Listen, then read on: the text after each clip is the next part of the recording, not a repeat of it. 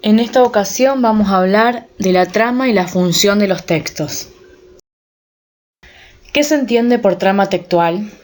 Se entiende por trama textual a la manera en la que se organiza un texto.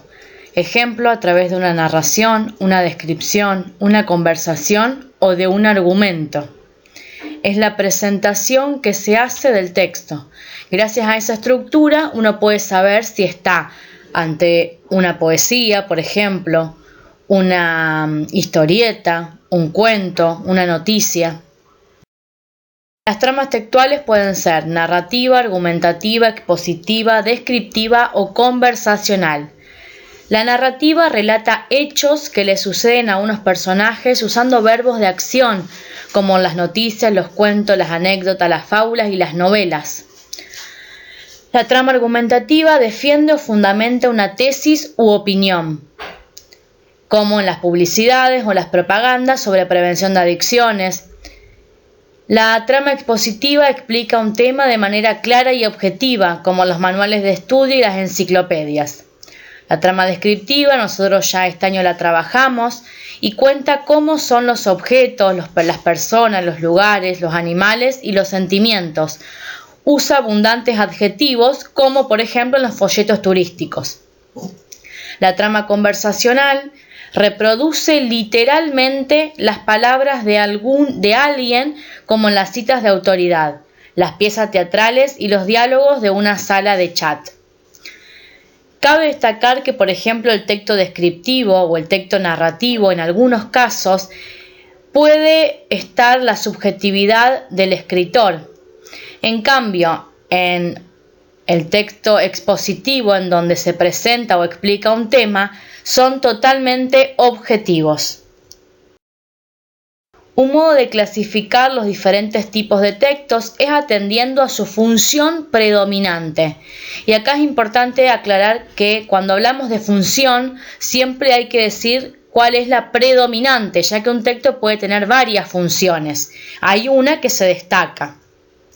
Está la función informativa, permite hacer conocer el mundo real, posible o imaginado al cual se refiere el texto, con un lenguaje conciso y transparente. Función literaria, tiene una intencionalidad estética. Su autor emplea todos los recursos que ofrece la lengua con mayor libertad y originalidad. La función literaria es la que se encarga de embellecer el lenguaje escrito. Función apelativa, intentan modificar comportamientos, pueden incluir desde las órdenes más contundentes hasta las fórmulas de cortesía y los recursos de seducción más sutiles para llevar al receptor a aceptar lo que el autor le propone, a actuar de una determinada manera o admitir como verdaderas las premisas. Por último, la función expresiva, manifiestan la subjetividad del emisor, sus estados de ánimo, sus efectos y emociones.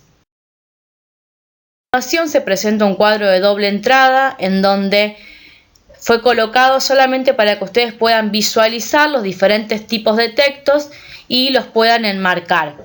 Esto les va a servir a la hora de resolver algunas actividades. Algunos ejemplos, por ejemplo, está el recorte de un diario, que es de trama narrativa y la función predominante es la informativa. También hay otro texto de trama narrativa, que son los cuentos, las leyendas, los mitos, y la función es literaria. Folletos y avisos publicitarios, la trama puede ser descriptiva, narrativa o argumentativa, depende cómo esté escrito el texto, y la función siempre va a ser apelativa.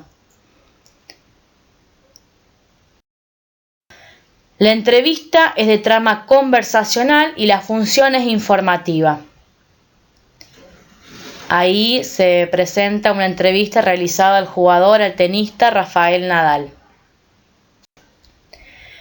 Y al final, para finalizar este Power, la seño anotó un par de consejos preescritura.